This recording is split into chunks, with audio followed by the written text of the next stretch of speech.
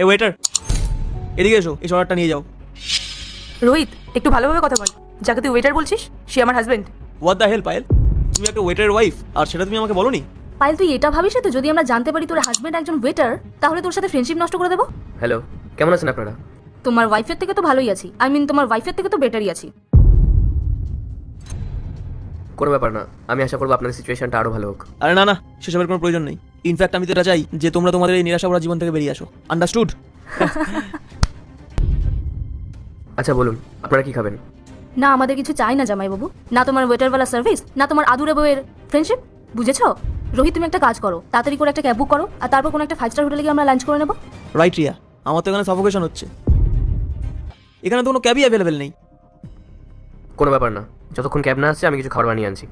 বড্ড অভদ্র আপনি। এতক্ষণ যদি অন্য কাউকে এই অপমান করা হতো না তাহলে সে মাথা নিচু করে চলে যেত।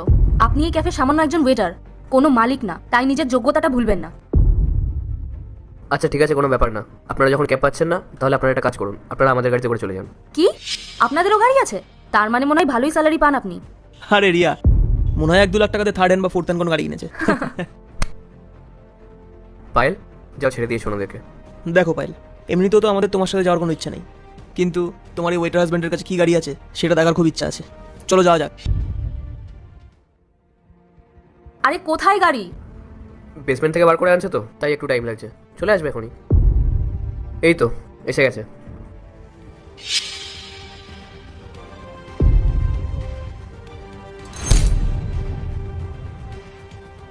ওয়েট আ সেকেন্ড, এই গাড়িটা তোর হাজবেন্ডের? এটা কি করে সম্ভব? একটা